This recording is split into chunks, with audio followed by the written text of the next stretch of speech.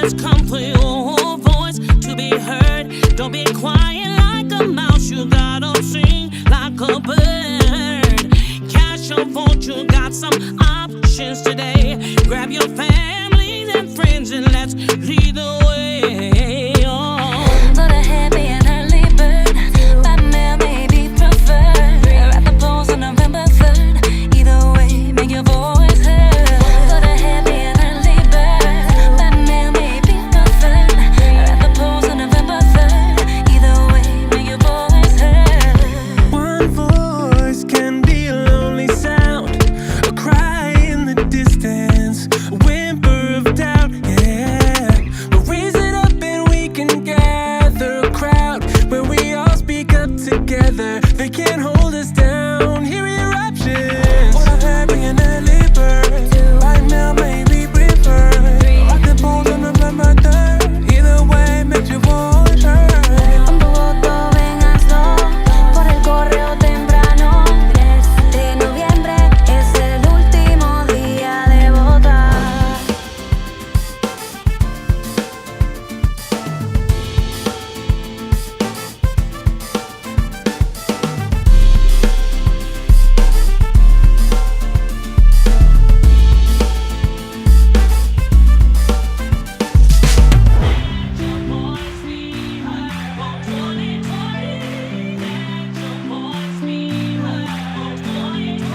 What do you need at a voting site? Just be a listener. License the D or Florida ID.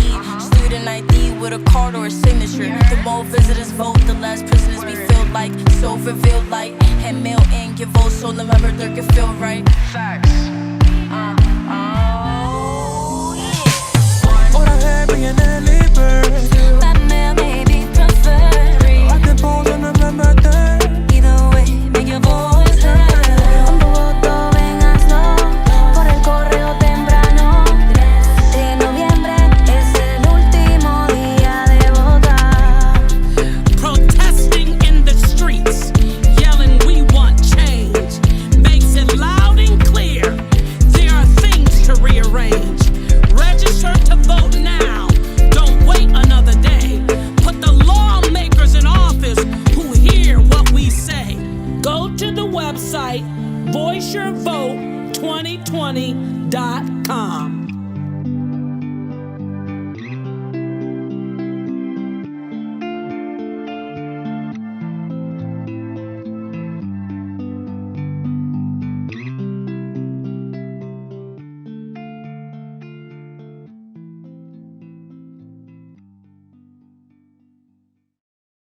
Good evening, everyone, and welcome to Voting is Our Voice. Voting is Our Voice is a collaboration between the Dr. Carter G. Woodson African American Museum and Women Talk Black. It is a voter empowerment initiative where individuals will have the tools they need to organize and engage in civic activism, which is more important than ever as our social distancing will make getting to the polls to make our voices heard all the more difficult this year. Our mission is to support work on democracy and to ensure that we inform our community regarding matters that most affect us and also in becoming educated voters. Welcome this evening to this candidate forum. We are delighted this evening to present to you the candidates who vie for the position of County Commission. Can we share a screen now? Do we not have a poll that we'd like to present to our viewing audience?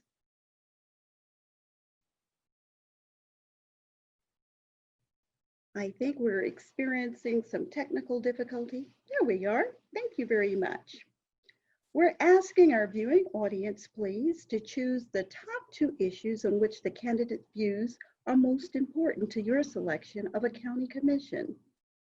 1, applying health and equity lens in the development of all policy, decreasing homelessness and increasing affordable housing, managing growth, development, water resources effectively, economic sustainability and opportunity during and after the pandemic, and addressing current and future regional transportation needs. You'll have just a couple minutes to, in fact, participate in this poll, if you will, please.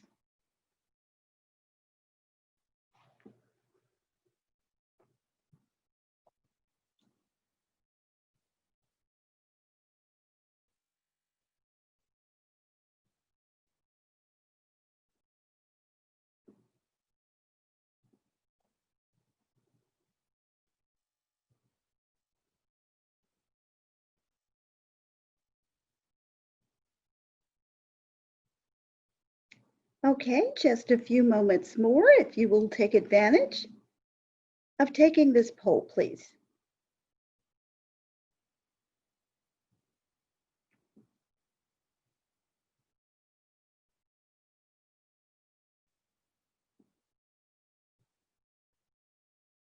Thank you so very, very much.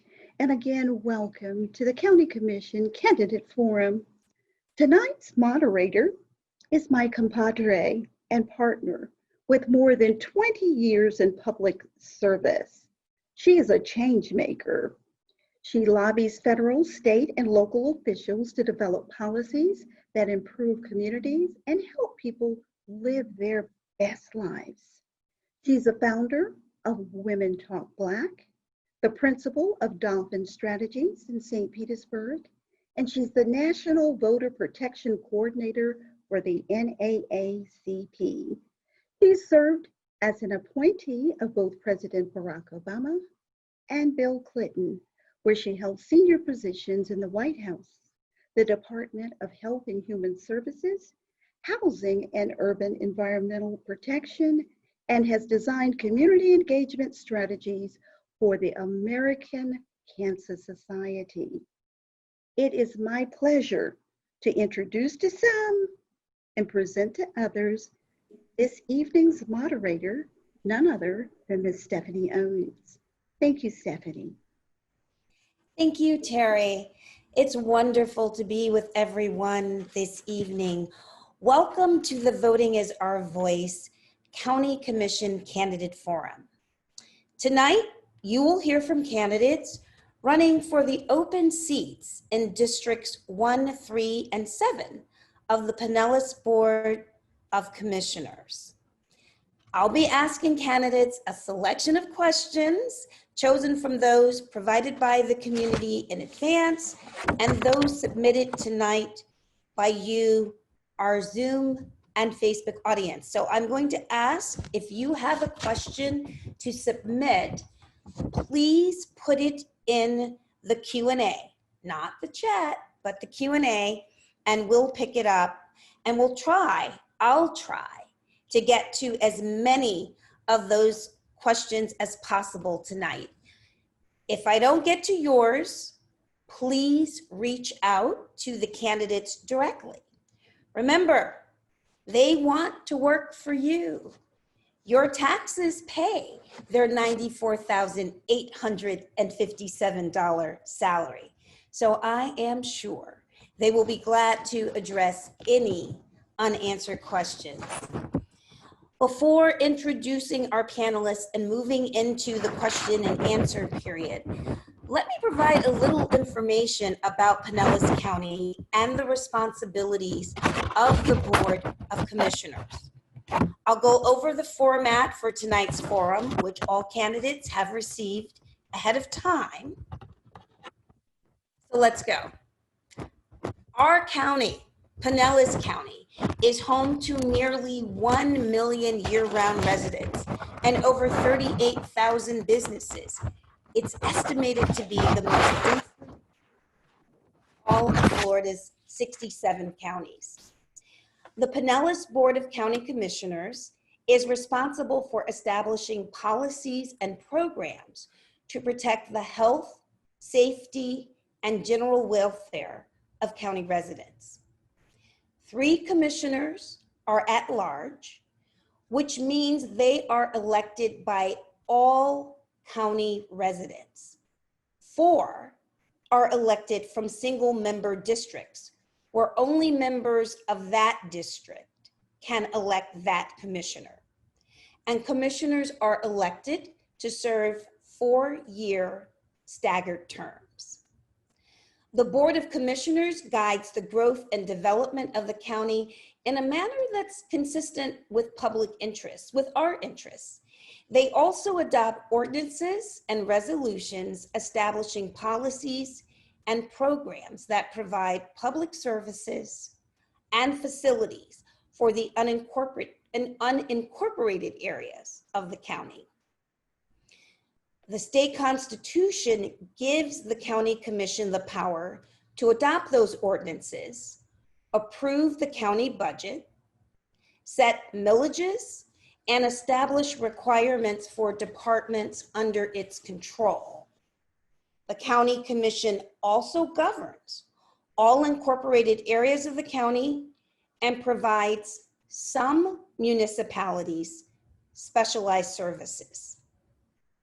Now, before we get into the forum, I'd like to talk about some important election dates and deadlines. First, October 5th is the deadline to register to vote for the November 3rd general election. To avoid mail delays, we recommend that you target October 15th as the latest date to request that a mail ballot be sent to you if you haven't already. After October 15th, we recommend that you pick up your mail ballot in person from the supervisor of elections office. And if you're unable, have someone else pick it up for you. Vote by mail ballots will start arriving in mailboxes next week. In-person early voting will be available October 19th through November 2nd, daily from 7 a.m. to 7 p.m. This year, there are 5 early voting locations in Pinellas County. And remember, just because you request a vote by mail ballot doesn't mean you have to vote by mail. You can certainly take that ballot to an early vote location and vote in person. You can also turn that ballot in on election day and vote in person.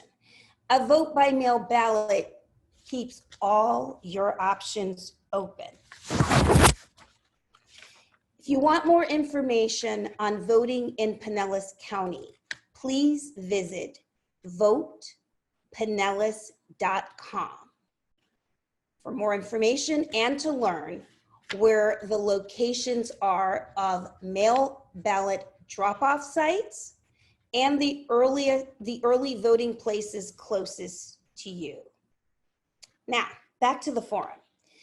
Tonight's format is intended to enable the candidates to address as many of your questions as possible within the time limits of the program. Therefore, the candidates will not be making opening statements or engaging in rebuttals. Instead, each candidate will have the opportunity to offer a 2-minute closing statement, and the order was determined by a number draw earlier today. Each candidate will be given equal time, generally 60 seconds, to respond to questions, with the exception of the lightning round. And that round requires one-word answers such as yes or no, or agree or disagree. I'd like to remind everyone that these are nonpartisan races, that districts 1 and 3 of the county commission race will appear on all Pinellas County ballots and may be voted on by everyone within the county. The District 7 County Commission race will only appear on the ballots of St. Petersburg voters who live in Commission District 7 precincts. Now, let's welcome 4 of the 6 candidates running for the Pinellas County Commission seats in Districts 1, 3, and 7. With us this evening, vying for the seat in District 7, is Democrat Renee Flowers and Independent Maria Scruggs. Also here tonight, running for the at-large district seats, is Democrat Janet Long of District 1 and Democrat Charlie Justice of District 3. Their Republican opponents, Larry Ahern of District 1 and Tammy Sue Vasquez of District 3, were unresponsive to multiple requests for their participation. So for the candidates that are here this evening, thank you so much for being here with us. And let's dive right in. Candidate Flowers, I'm gonna start with you. If elected, what specific county strategies and/or policies would you propose to address systemic inequities in employment, housing, education, and policing that disproportionately impact Black, Latinx, and other minority communities? Welcome. Thank you so much for having me on this evening, and there's no way I could completely answer that thoroughly within 60 seconds, so let me give it a shot. For all of the things that you just mentioned, they all involve financial resources, making sure that we are recruiting the best and brightest talent, not just in the area of education, but also for those employment arenas that are vacant within the county government, as well as the police department. Yesterday, while we had a presentation with two different clubs for a mini forum, I suggested that we look at expanding those dollars from the sheriff's office, enhancing our mental health and social service welfare services, so that it would take that away from the police officers and put that in the hands of individuals who were qualified. Today, the sheriff actually made an announcement saying he was doing exactly that. So when you're talking about equity, equity doesn't always just involve financial resources, but it involves making sure that those resources that are put forward are divested in such a way that will show benefit to the community of Black and brown skin, specifically African American and Latinx communities. I'm not sure if I'm out of time or not. Thank you so much. Candidate Justice. Thank you very much. I was actually just pulling up, I have on my wall here, our county strategic plan and the pillars and the foundation of the actions that we take. And one of them that we believe very strongly is invest in communities of need. And that's exactly what we've tried to do with our community redevelopment areas. We have a huge one in South St. Petersburg. We created the very first one ever in unincorporated Pinellas and Lellman. And then we have others in High Point, Ridgecrest throughout the county. So that means that we're gonna bring every dollar of economic growth into those areas, whether it's infrastructure, whether it's economic development, recruiting, job training, skills training. All of those are not specifically based on demographics, but geographics. But as we know, the geographics of South St. Petersburg, for example, heavy with African-American population and a area of need for those skills training, that job training. And we need to continue to work to improve our infrastructure to set the table for economic development as well. Thank you. Candidate Long.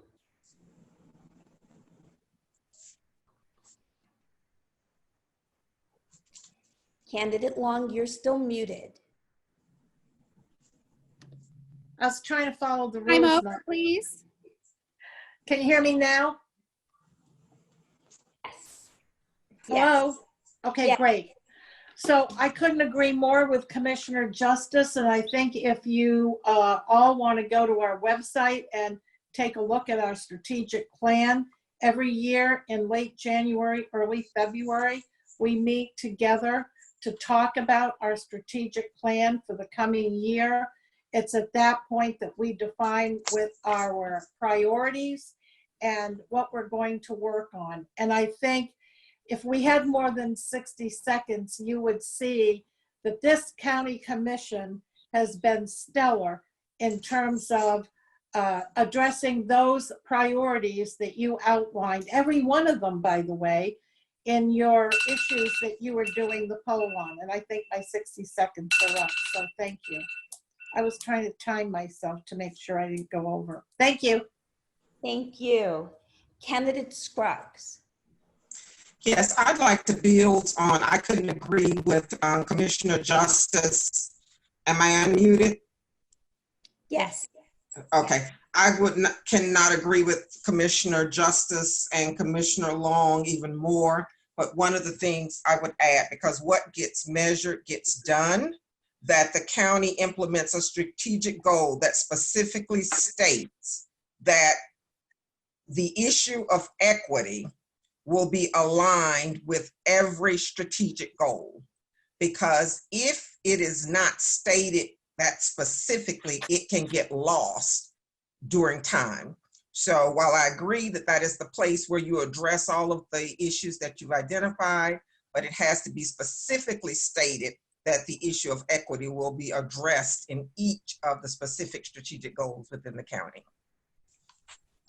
Thank you. Our next question is going to delve into economic opportunity, and I'm going to start with Candidate Justice. The question is, what more can or should the commission do to create economic opportunity and support small business and job growth, especially in the socioeconomically depressed areas throughout Pinellas County? Candidate Justice. Thank you. I think that's probably one of the most critical questions we'll have tonight. Again, 60 seconds is a short time, but a couple of things. One, too many years the county and other governments have tried to recruit businesses from out of town to come in and save the day. We, through support for our incubators, have tried to cultivate local business, new entrepreneurs that will have the great ideas of tomorrow. We also, thanks to the great leadership of Commissioner Welch, have really implemented our small business enterprise program, which keeps our government funding, our government budgets, contracts with our local employers. When we started looking at this, we realized it was really out of whack as far as how much money was staying local. The first year we looked at it, I think it was about $250,000. Now that we've done outreach and training and communication, teach people how to apply and bid for government contracts, last year, that same category was over $7.1 million. And that's just a little bit of how we can keep money in the hands of our local employers and eventually our local employees. Thank you. Candidate Long. Well, as usual, since Commissioner Justice is going before me, he took the words right out of my mouth.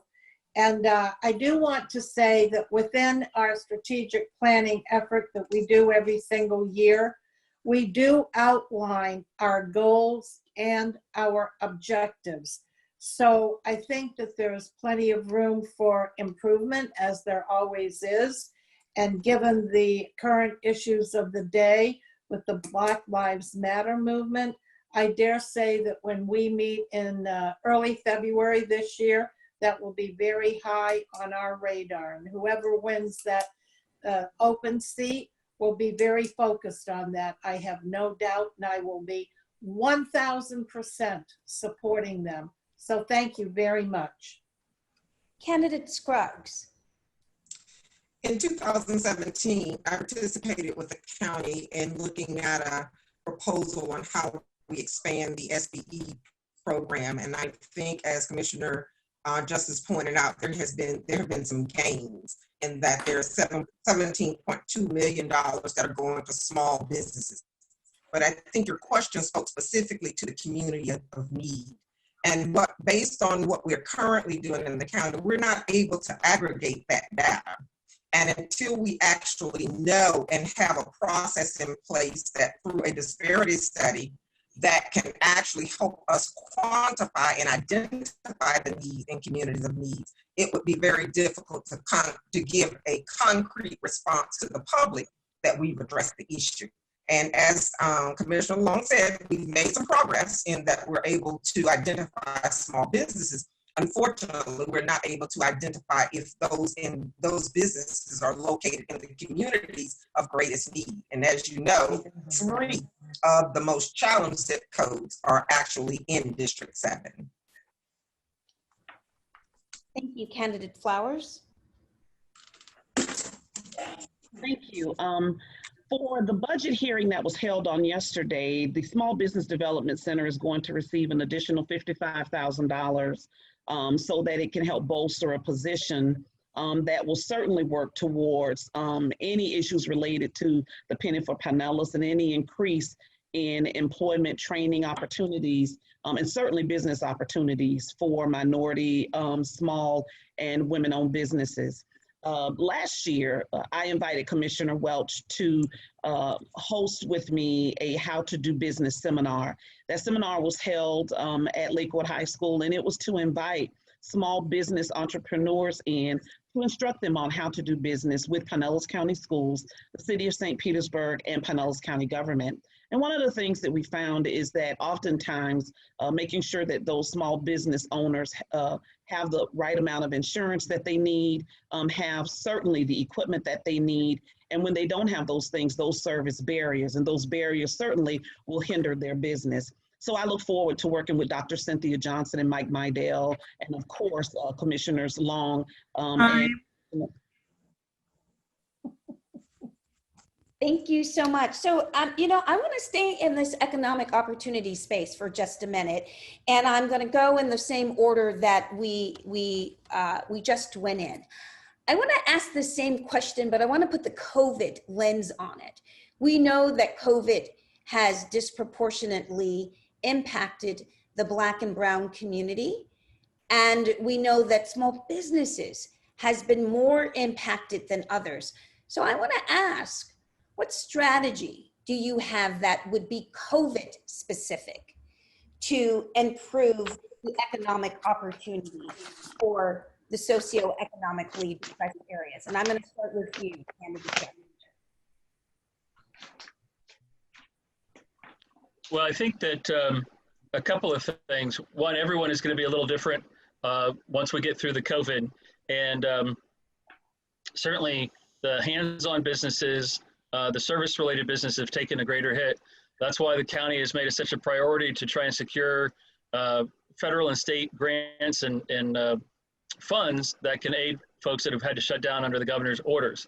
I think ways that we can be assistance is that through our Small Business Development Center, that we can train folks how to adapt their businesses to COVID, how to take that next step to where they can still operate and be the most successful that they can be.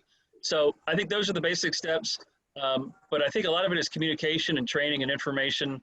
And then again, to continue to cultivate the next level of entrepreneurs through our incubators and through our Small Business Development Center. Thank you. Candidate Long.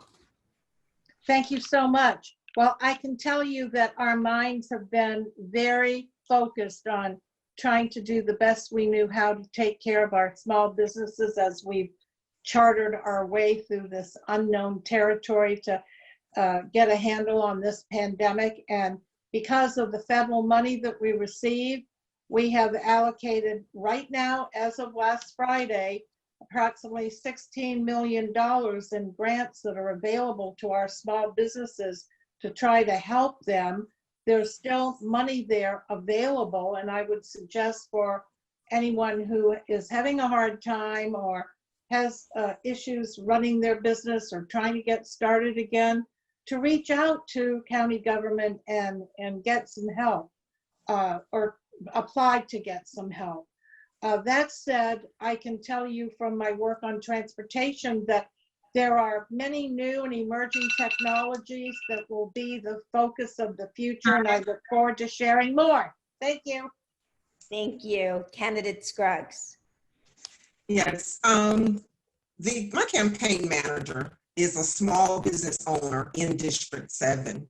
And one of the things that I've learned from Erin Childs is that I could never have imagined being a public employee, the death and destruction of her business had I not been working that closely with her and other small businesses in District 7.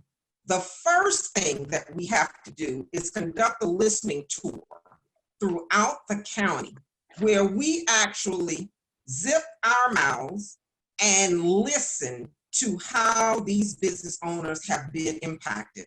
I have never owned a business. I've certainly not had to own a business going through a pandemic. And I think that's how, recognizing there are going to be limited resources, and so that we don't do the typical public Band-Aid, that we start with a listening tour where we are actually hearing from the people and the businesses that have been impacted as COVID-19. Thank you, Candidate Flowers. Thank you. Unfortunately, pandemics come without invitation. So we don't know that they're going to occur. And as a result of that, it's a little impossible to plan for them, much like we do for other natural disasters, such as hurricanes. But for the small business community, what we have learned, and I am a small business owner, what we have learned is that we've got to make sure that financially we have anywhere from 3 to 6 months of revenue set aside that will carry us at least through those beginning incremental months. We know now that we need to have PPE available and on hand, so we need to make sure that we have that stocked in supplies. We also need to make sure that we have the proper insurance, not just for ourselves, but even for our employees, because helping our employees get back on their feet will also help our business get back on its feet and help to serve and benefit the community once we come outside of that pandemic arena. The other thing that we need to do is certainly learn from the mistakes and the errors that have occurred as it relates to this pandemic. Thank you. We're now going to go to question 4. It's about home rule, and we're going to start with Candidate Long.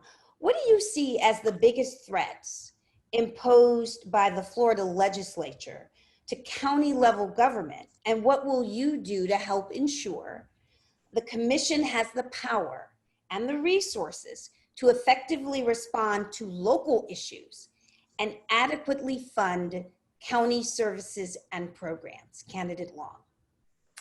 Thank you very much. Well, as you know, or hopefully you do, what we really need to do is change the makeup of the Florida legislature, because they are known for their efforts to preempt our authority.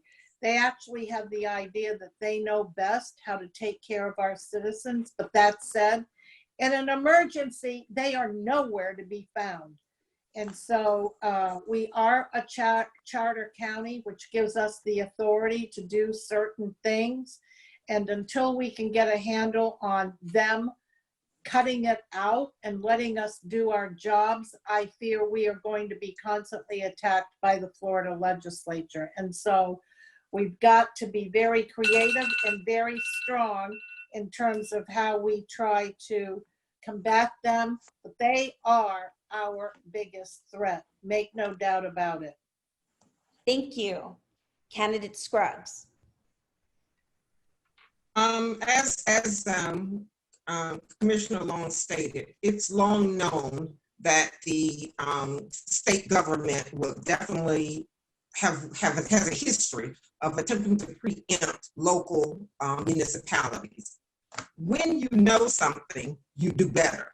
We have an opportunity to be strategic in expecting and anticipating that the preemption of the state can impact our funding, can impact our programming.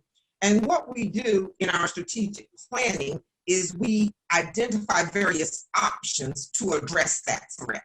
It's a threat that has been it's been here since time. It's not going to change. So what we have to do is be proactive and coming up with various options on how we address the threat of the particular preempting by the state government.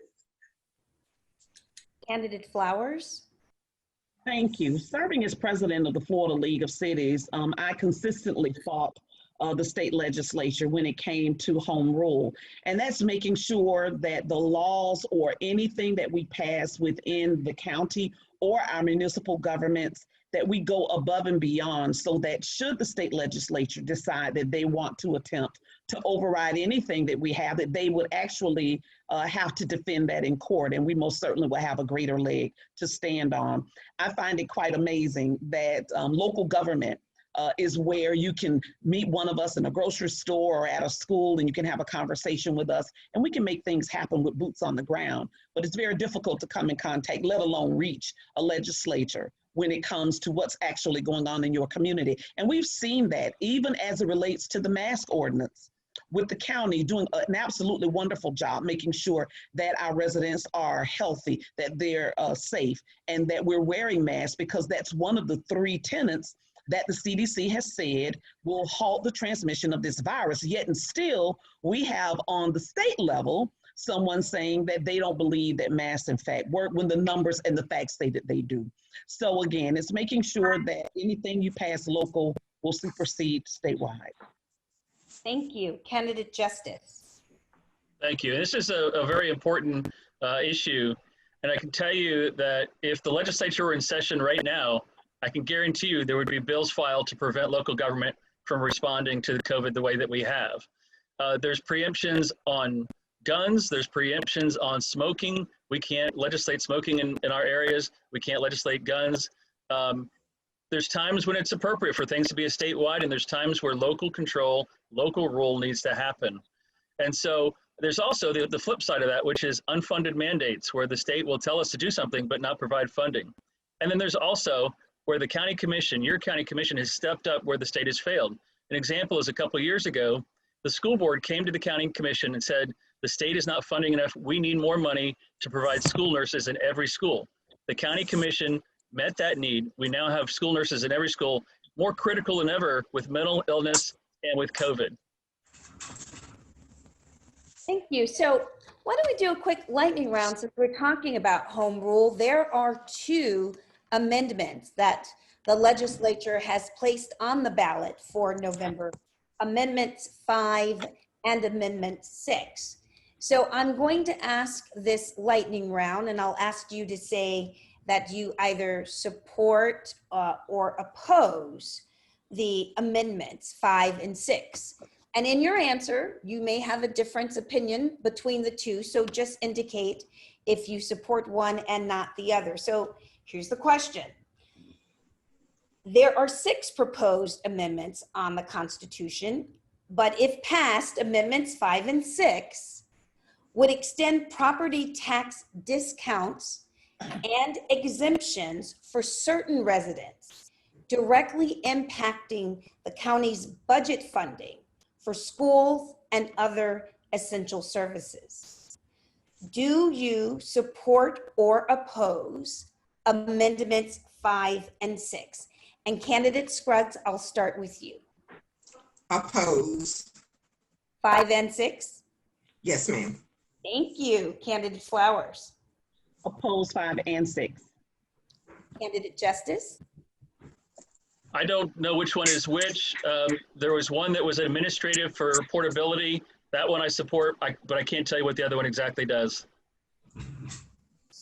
So you are supporting 6. If that's the one. No, I'm not going to put words into your mouth. I'm going to leave it with exactly what you said. Thank you for your answer. Candidate Long. Thank you. Vehemently oppose 5 and 6. Thank you. And as chair of the Urban Caucus, I am going to be moving that statewide. Thank you for your response. We are now going to go to questions about transportation and infrastructure. And candidate Flowers, we're going to start with you. What is your overarching strategic vision, both short and long term, for improving transportation in Pinellas County within the greater Tampa Bay region, to include improving county roads and municipal public transportation, as well as mass transportation? And you got to pay for it. How would you implement and fund your vision? I will build upon the current transportation revenue that we received. Thank you so much, Commissioner Long, for the funds received, over $21 million to extend that bus service going from St. Petersburg to the beaches, heading over to the Tampa International Airport, downtown Tampa, moving it out to Wesley Chapel. And certainly we need to make that regional.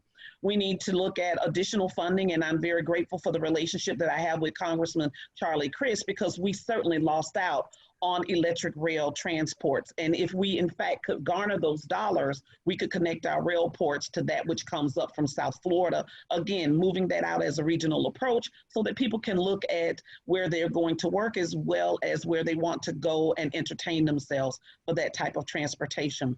Building upon the hubs, we need to make sure that we are adding in electric vehicles as well as compressed natural gas so that we can continue to be environmentally friendly. And I know that we are moving in that direction. We need to make sure that we're going to fund that additionally. I also believe that the resiliency department that, again, Commissioner Long has been very instrumental in moving forward, can actually do that deep dive on the federal level to see what additional dollars might be available through EPA, through the Department of Environmental Protection, certainly through the Department of Economic Development out of Washington, D.C., and then looking at what dollars we have locally. I do want to say that we know that in the next 2 to 3 years, we're going to see a reduction in revenue based on COVID-19 because we are going to have some lowered property values and certainly transactions that normally would have occurred when it comes to bringing in new business, whether it's corporate business or small businesses, we're going to have some challenges there.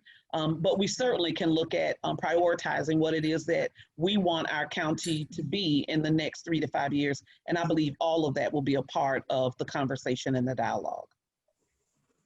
Thank you. Candidate Justice. Thank you very much. And I don't want to just repeat others' answers, but Mrs. Flowers excellently explained it. I think that we have to have some of those small successes, and I don't want to say that small as a derogatory term, but I believe that we had a big swing and miss a few years ago, but with the Sunrunner, the BRT, the ability to connect employees to where they want to go to work and tourists where they want to go to play is a critical thing for moving forward. That also will connect Pinellas to the rest of the region. And then the second part of it, and it gets into some government minutia, is the planning and zoning and land use regulations that the bus routes, the transit routes, whatever they're going to be, connect people from where they live and where they work. Sometimes it's just put on the largest roads. We need to make sure that we're connecting areas where there's dense residential and dense employment opportunities. And that's really going to be critical in the next several years. Candidate Long. Thank you so much for the opportunity to talk about one of my greatest passions on the county commission, and that is public transportation options. The new Sunrunner line, which Commissioner Renee Flowers talked about so articulately, is the catalyst project for a 41-mile regional connector that will unite our region for the first time ever. And I was a leader on bringing that $21.8 million back from the federal government.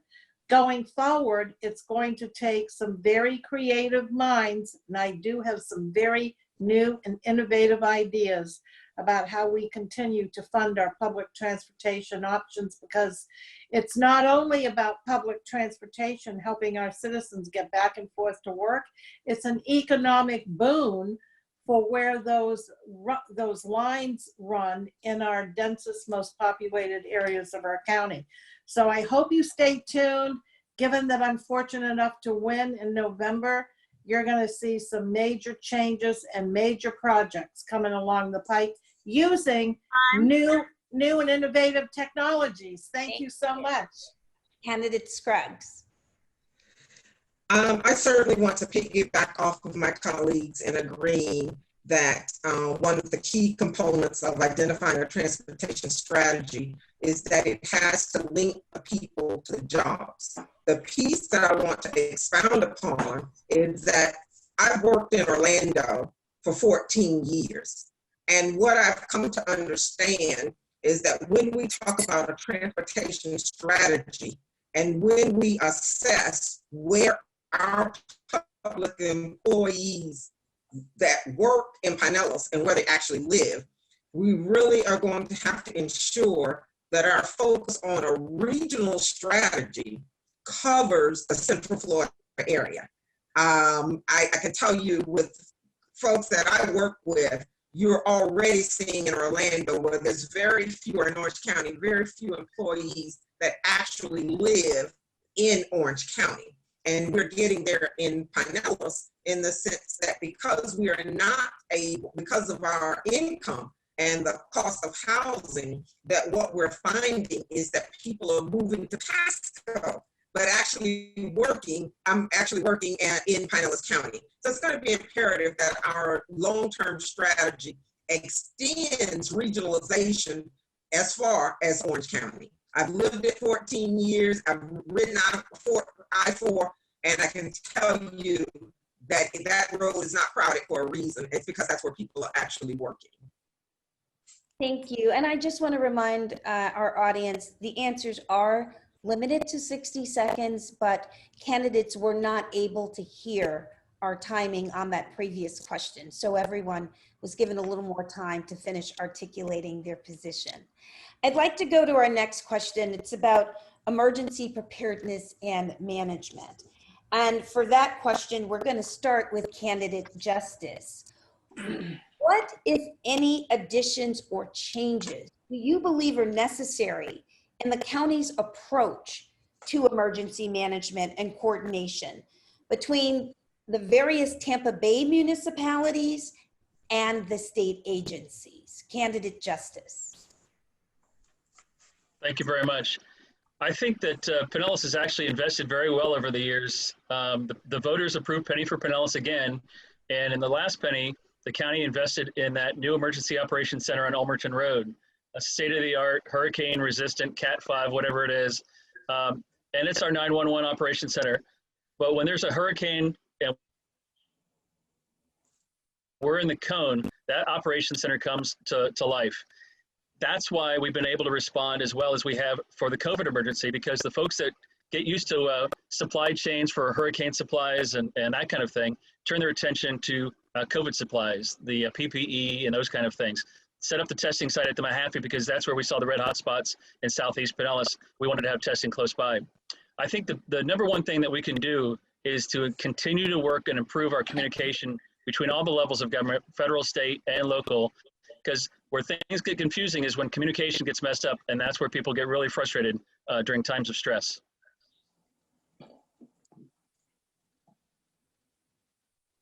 Candidate Long.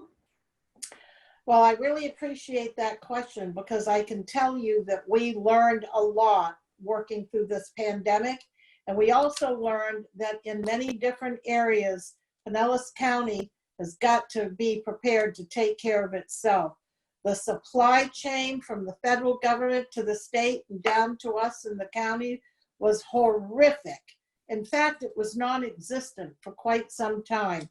And so Pinellas County emergency management people have put in place a process and a system so that we will never be caught off guard again and will be a lot more self-reliant.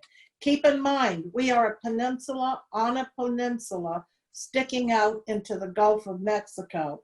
That makes us very vulnerable. And so in order to make sure that we have the supplies to carry us forward, so that our firefighters, our law enforcement folks, and our first responders are no longer going to be clamoring for essential materials like PPEs and masks and face shields and ventilators and gloves.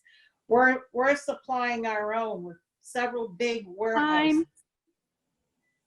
Thank you. Candidate Scruggs.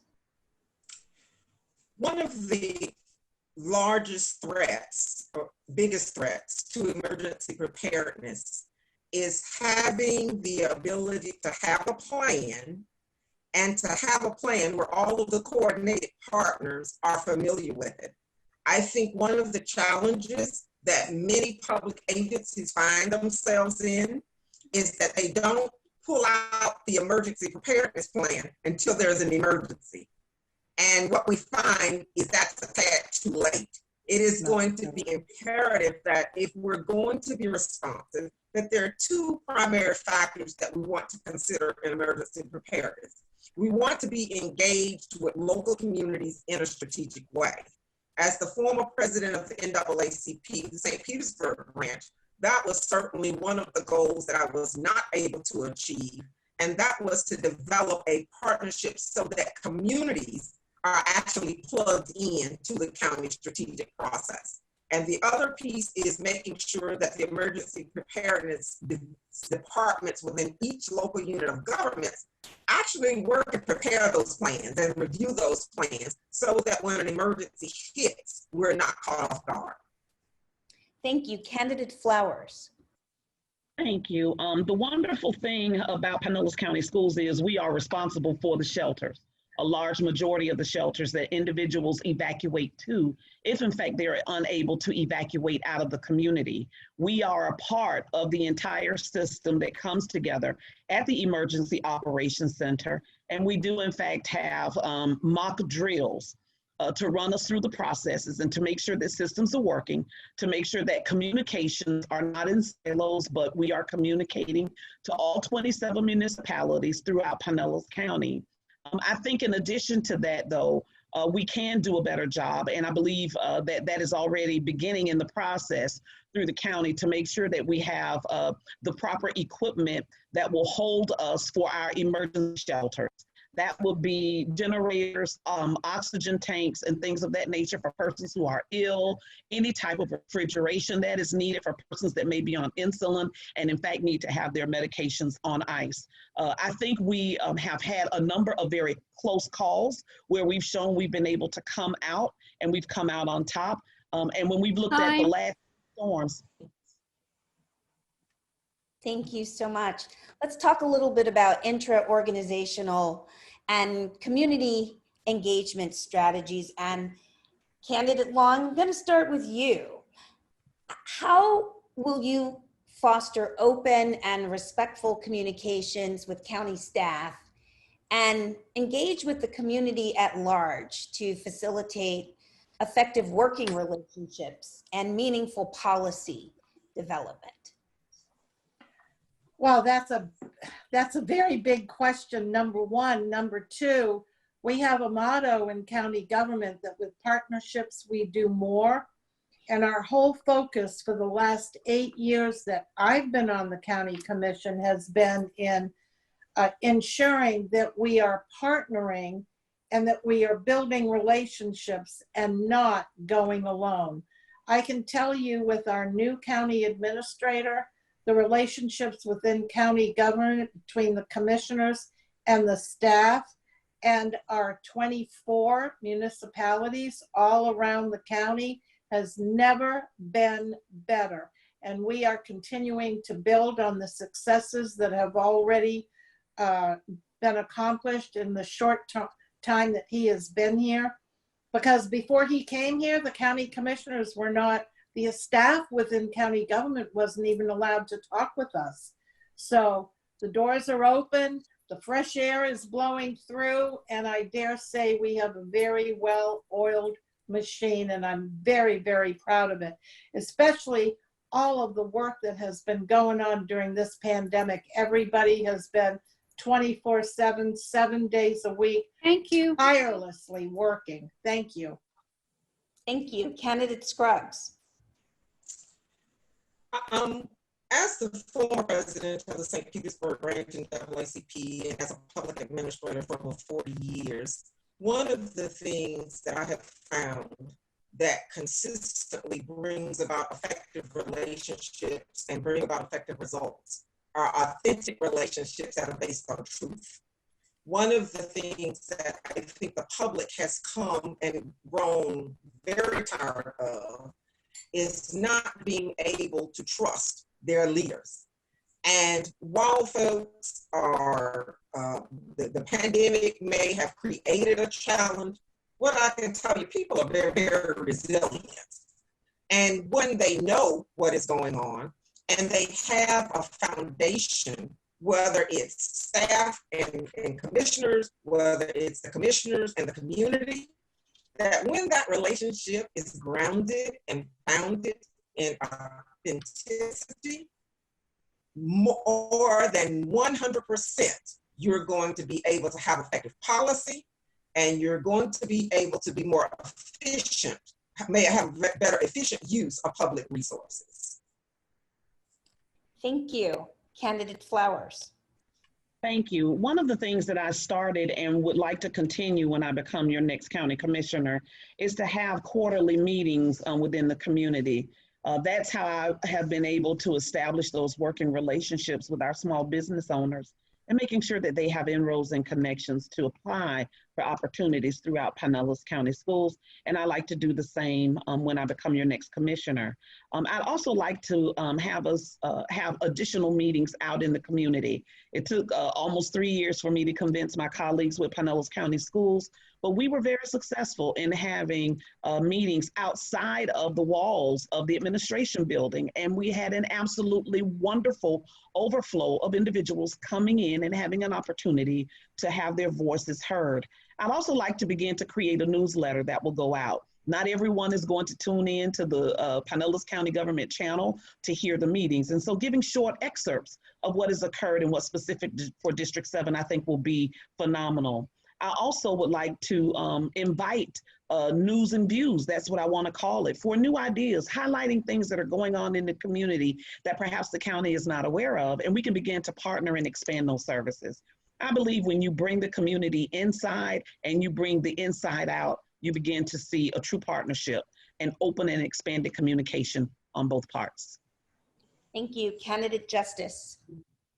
Thank you. And I think my three fellow panelists each had incredible ideas. And I think it does. You have to trust your leaders. You do have to respect your staff and have a good relationship with your staff.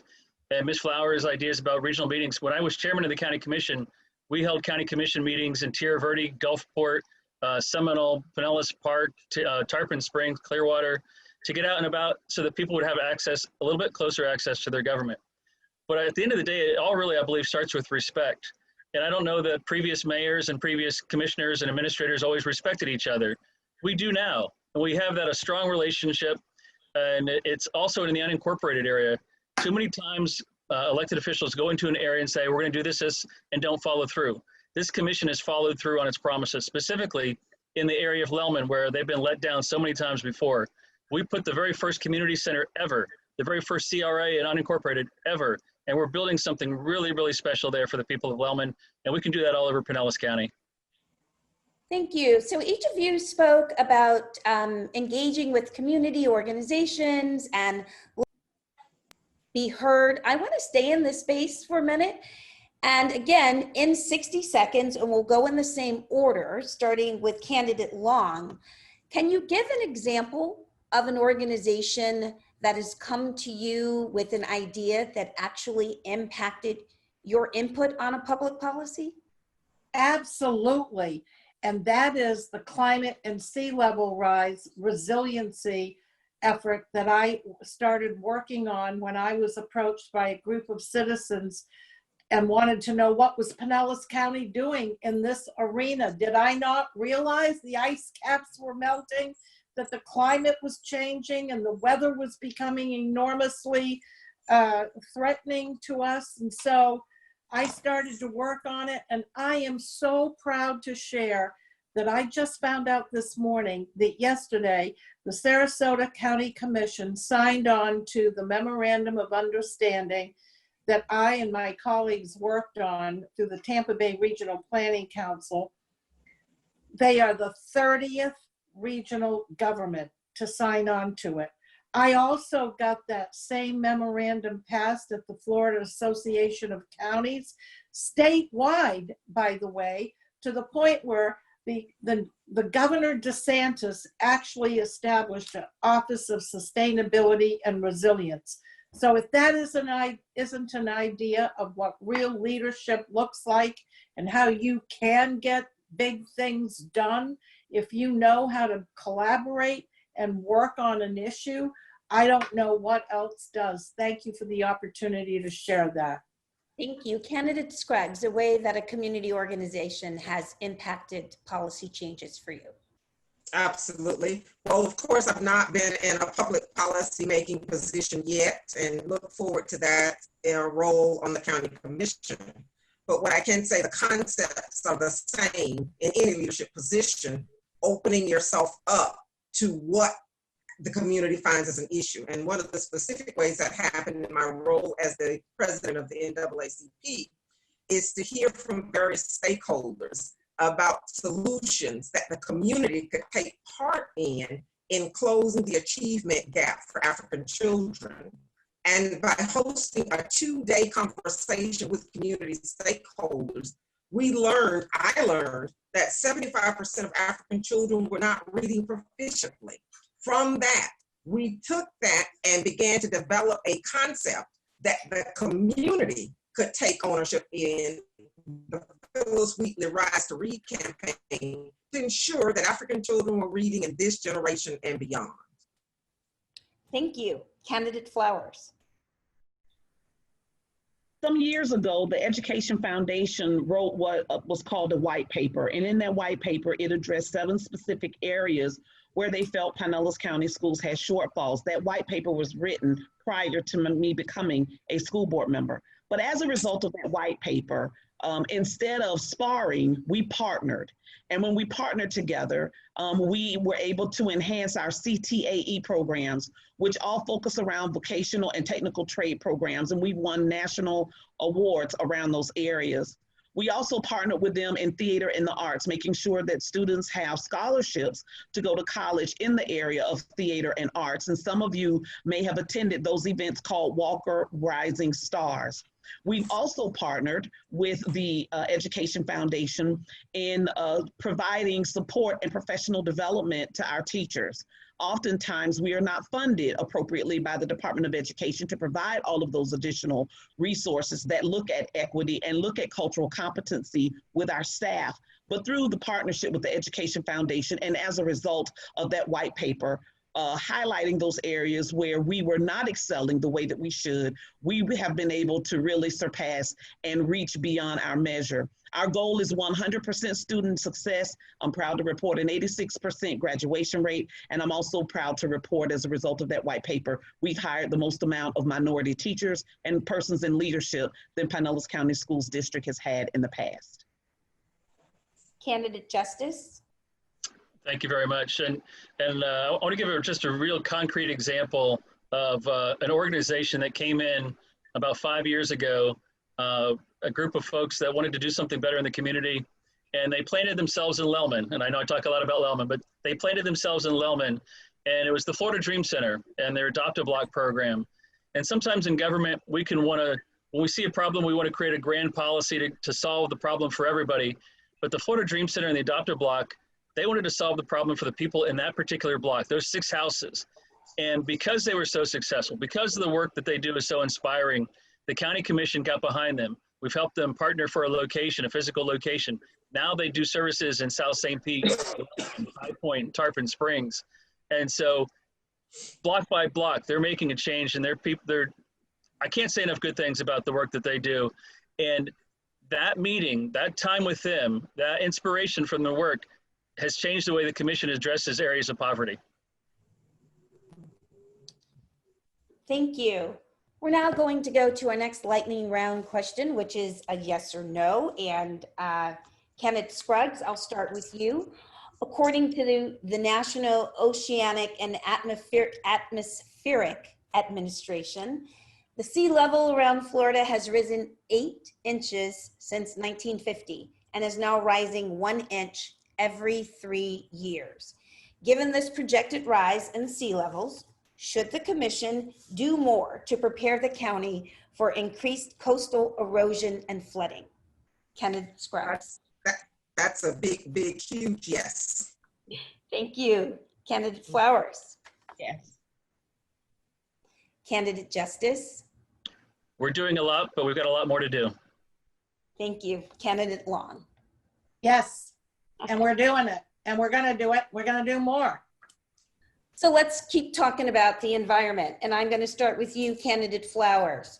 What specific measures would you propose to preserve, protect, and restore the Tampa Bay area beaches, waterways, and natural resources, and ensure sustainable growth for future generations?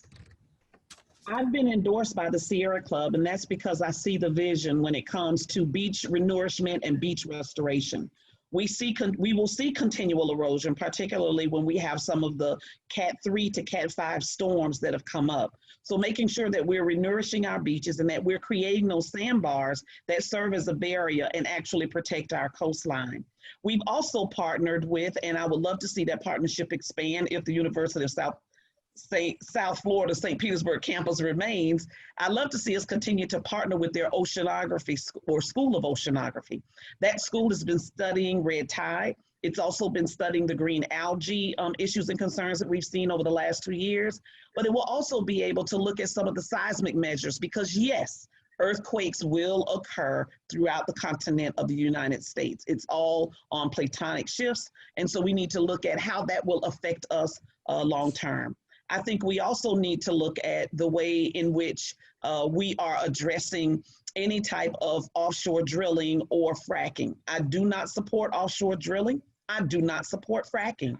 We know that if those things should happen to occur off our coastlines, that they certainly will erode the environment, that will wreak havoc on our tourism industry and wreak havoc on our fishing and wildlife game industry. So I think that those are some of the areas that we can focus on as it relates to how we can mitigate some of those issues and concerns that would come about through our environment. I believe that we have a very strong focus and we just need to keep that focus in view. Candidate Justice. Thank you very much. It's a very critical issue. For the last 3.5 years, I've served as chair of the Tampa Bay Estuary Program, and the work of this organization over the last several decades, the policies, the initiatives, has led to the cleanest quality of water in Tampa Bay in 50 years. The water is clearer, cleaner, exponential seagrass growth, which is really important as far as trapping carbon and pollution. We also have invested in living shorelines in Treasure Island, St. Petersburg, Safety Harbor, Clearwater.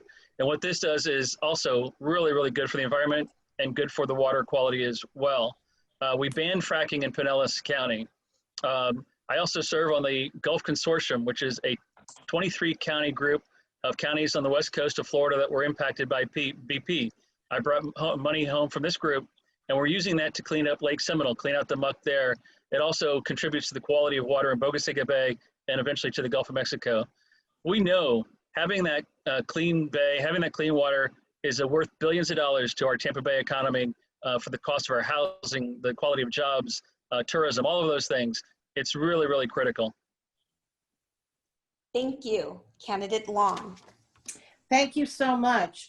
I appreciate that Commissioner Justice brought up Lake Seminole because we have spent over $18 million on dredging out the bottom of that lake to purify that lake, and it has been an enormously effective project. That said, we do now have a sustainability office within Pinellas County government who is working tirelessly to come up with a strategy for our next strategic plan about how we will move forward to ensure that every single thing we do has an eye on how energy efficient it is, how much it can help reduce the carbon footprint. I serve on PSTA. We now have a whole fleet, the largest in the state of Florida, by the way, of electric buses, and we have plans to buy more. There are all kinds of new emerging technologies that we are beginning to utilize, and we are working diligently with our citizens to enforce and clean up the areas where the tides are encroaching on properties and businesses can't operate. And so I look forward very much to continuing on this work. It's important for the future of our kids and our grandkids. Thank you. Candidate Scruggs. As you know, that I'm the former president of the St. Petersburg branch in NAACP, and environmental justice was one, or is one of the key components of the NAACP's overall strategy. And while I support the initiatives that are currently in place and certainly support the creation of the Sustainability Office, as the County Commissioner for District 7, what I'm going to be compelled to do is to take us back to the basics in the fact that the most of the community in District 7, particularly the community that's populated by African Americans, are not even on the table or in the discussion on the issue of sustainability and environmental justice. One of the specific things that I want to do is to see the county partner with the city and look at the issues of the environmental, look at the brownfields that we've had in South St. Petersburg, and develop a specific strategy that looks at those areas that continue to not only impact health, but overall any future growth and development in South St. Pete. One of the things that was brought to my attention in my last week was Lake Magori, and began profusely trying to come up with some understanding of what was happening. And what it solidified for me even more is that we have not even begun to touch the basis of the issue of environmental justice in District 7 or in portions of District 7 that I want to see that changed. Thank you. Let's talk about affordable housing and homelessness. And Candidate Justice, we're going to start with you. If elected, what will you do to create, improve, or expand county policies and programs aimed at reducing homelessness and increasing access to both low income and affordable housing? Thank you very much. Yes, it's actually very important. And typically, the way the county commission in the years past and what we've got planned for the next 10 years, the way that we influence it, quite frankly, is with money. When we partner with developers on land, we have a land assembly fund, and the penny for Pinellas approved by the voters. We have a portion of money for the next 10 years, 41 point something million dollars, that will go towards land assembly. We have another 41 million for economic development, which can help and partner with that as well. But we assemble the land, we offer it on a long-term lease or sale to developers to build housing. That comes with a guarantee that those housing, whether it's rental rates, will be at a certain percentage of the area income. And that's how we do it. We set the policy, we make the deals, and we ensure that there's a quantity of available at the different levels so that it makes sense for everybody involved. And we need to continue to do that. We need to continue our partnerships with community organizations like Rebuilding Tampa Bay and Habitat for Humanity to continue not only housing, but also the dream of home ownership for our families as well. It's a big, big deal. Candidate Long? I agree with everything Commissioner Long just said. Commissioner Justice, sorry about that. He's really got the right answer. I mean, we are working on these issues fast and furiously. They've been foremost in our mind in every one of our strategic planning sessions, and I believe we've set aside the monies and penny for to take care of these issues, and we've come a long, long way in the last 8 years, and we're hopefully going to move the dial even further. Candidate Scruggs. Over the past couple of years, I've asked two fundamental questions. What exactly is the housing issue? And how many homeless people do we have in Pinellas County? I have not been able to get a concrete answer to either one of those questions. And the reason that the answer to those questions are so important, that while we use the terminology low-income housing, affordable housing, workforce housing, we have no idea what type of housing stock needs to be created until we identify what the specific issue is. And we have a number attached to our affordable housing, our low-income housing strategies. Secondly, when we talk about homelessness, I think anecdotally, we know that it's increasing, but when you try to get the homeless count, for some reason, that number is top secret. One of the things I want to do, for example, when we look at the 8% of penny for Pinellas that has been set aside for affordable housing, how do we 15% Pinellas to be aside for housing? So I think the first thing that I want to do is understand the magnitude of the housing issue, at every level, low income, affordable, workforce housing. Many of our public officials, our teachers, firefighters, don't live in Pinellas because they can't afford to live in Pinellas. Secondly is, once we identify that, the other piece of talking about housing is talking about jobs. Thank you. Thank you. Candidate Flowers.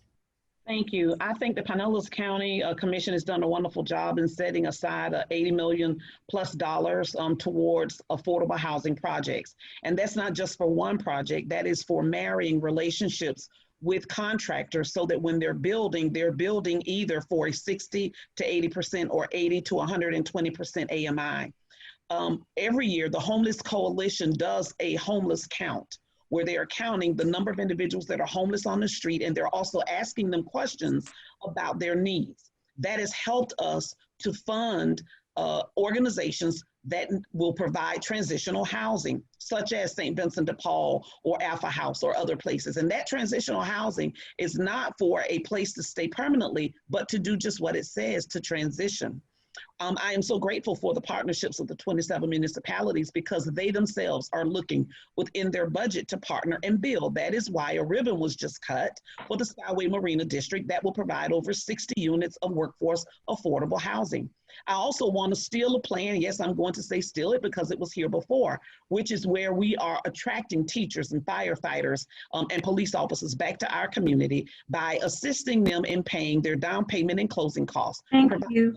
Revenue if they actually live in the Midtown or distressed areas, and then a percentage of the down payment and closing costs if they live outside of those areas. Thank you so much. Candidates, those were all of our questions this evening. We are now going to go to closing statements. Thank you so much. And to start our closing statements, which are 2 minutes, we will start with candidate Scruggs. I'd like to thank you all for the opportunity to share my platform tonight with your audience, as well as the organizers for this event. I'm not a career politician, but what I am is a public servant that has served over 40 years in various aspects of the public sector. And what I've learned is that people are simply over partisan politics. I'm a longtime registered Democrat, but for this race and this time, I could not in good faith place a label on my advocacy for the people in District 7. My platform that addresses jobs, affordable housing, the Southside CRA, the Lellman CRA, and quality education has at the core of my platform that we will have a razor-sharp focus on results that move the needle. Because it is not about who you know when we start talking about results, it's what you know. And we want to work hard as a public sector in gathering data that gives us specific answers to how we've resolved an issue, and to let us know that at the end of a 4-year term, and hopefully the end of an 8-year term, that I can clearly say, this is what the county commission has achieved, and these are the people whose lives and whose businesses are much better off as a result of the work I've done, and not based on on who I know, but me using what I know to get results. Thank you very much for your time this evening, and to all in the audience that took the time to be a part of this session tonight. Thank you. Candidate Justice. Thank you very much. And this was an interesting format, going straight to the questions and then doing a wrap up. I kind of like that. I want to thank everyone who put the event tonight together, and thank the folks that tuned in to watch us. I really appreciate you taking interest in what's going on. I've been involved in my community my entire life. I was born and raised in St. Petersburg. I grew up in the Tyrone area, all local schools, Bogasega High School, USF, worked my way through USF, met my wife Kathleen, and we have 2 wonderful daughters now. But my parents raised me to be involved in the community. My first campaign ever was when I was very young, and my parents dressed us up in Moses Stith t-shirts, the very first African-American ever appointed to the Pinellas County School Board. and we marched around Tyrone Square Mall with Moses t-shirts, hoping to drum up some support. And I've been engaged in the community ever since. I served 10 years in Tallahassee as your state representative and state senator and did a lot of good work there. But the county commission at the time was going off the rails, getting very partisan, getting knee deep in what the St. Pete Times then called an ideological swamp. I'm afraid there's folks in our community that want to go back to that, where it's all partisan headaches and not getting anything done. I brought a consensus building approach to the county commission, and we've got things done. We've invested in infrastructure. We've tackled those areas of poverty. We're working on affordable housing and transportation. You need someone on the commission who takes this job seriously. People who trade in half-truths and social media conspiracy theories, they're not going to get the job done for you. They're not going to get the job done for Pinellas. There's still a lot of important work to do, and I hope you'll join me. Please check out my website at charliejustice.com to join the team. Thank you very much. Thank you. Candidate Long. Candidate Long, you're muted. I'm so sorry. Okay, thank you so much. I am a firm believer that people, public service, and public policy are much more important than partisanship. I love people, and more than anything else, I have a great desire to ensure that my 3 children and my 5 grandchildren are able to grow up and to have the same quality of life in this county that my family did when they were growing up. That all said, I'm so proud to serve on this county commission with really dedicated public servants that know that public service is a calling and that are not just in it because they're trying to build their resume or earn a paycheck. I am proud of the fact that every year before we do our strategic plan, we do a citizen survey, and more than 85% of our citizens have faith, trust, and confidence in their county commission, and I honor that, and I am proud of it, and I treasure it, and I consider it a sacred trust. So I appreciate your vote. Please vote for Janet Long, because you can't go wrong with Janet Long.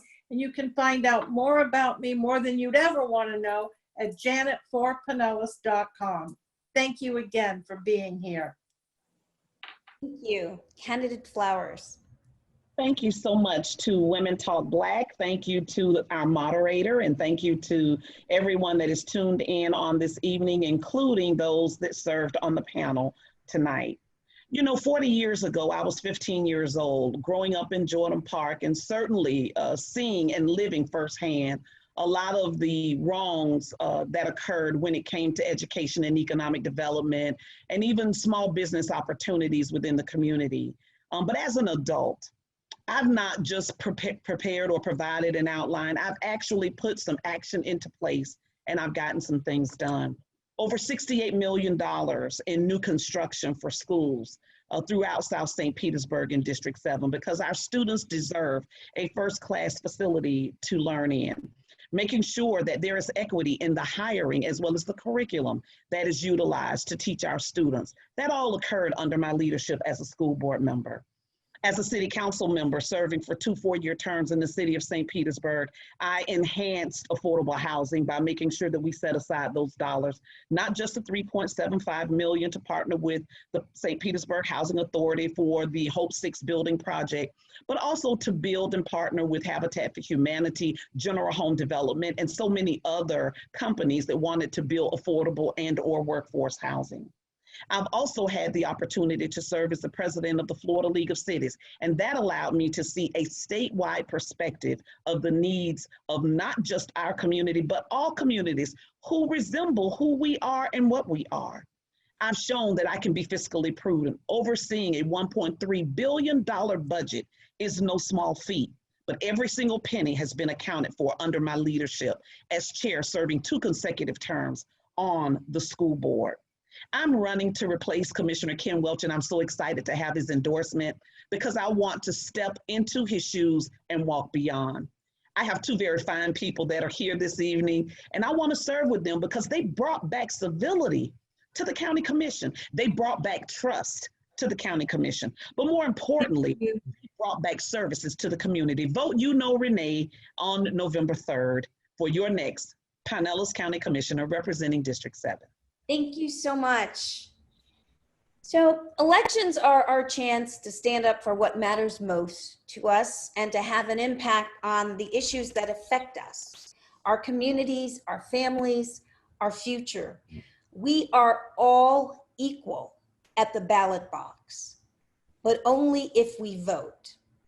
So I'm asking everyone who's viewing us today and who will view us online, beyond your commitment to vote, please take one more step and encourage everyone you know to cast their ballots as well.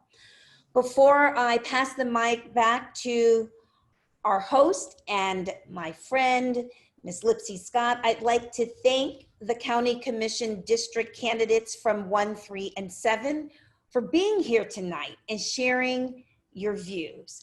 I'd also like to thank the Carter G. Woodson African American Museum for hosting us and the 34 community partners who have joined to sponsor tonight's event. Please check the chat for a list of all of our community partners. And finally, thanks to everyone who took the time to understand who they were voting for and why they're going to cast their votes for that candidate. Terry, I'll turn it back over to you for announcements and final thoughts.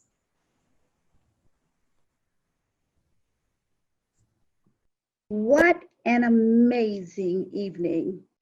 We will all leave this platform so much better prepared to make a decision with regard to who should represent us as county commissioners. We want to make it perfectly clear. Voting is indeed our voice. Not voting is not a protest, it's a surrender. We would like to encourage each and every eligible voter to take advantage of the opportunity to use your voice at the ballot box. We are hopeful that you have been able to make some very informed decisions here this evening. I would like to thank again the extraordinary individuals who have lined up to, in fact, take on the charge of leading our county and making a difference in the lives of those they are willing to serve. To our extraordinary moderator this evening, Stephanie Owens, thank you, thank you, thank you. Extraordinary job you did. And to the viewing audience, thank you. Thank you for wanting to better know those who are vying for the seats in which they're campaigning for.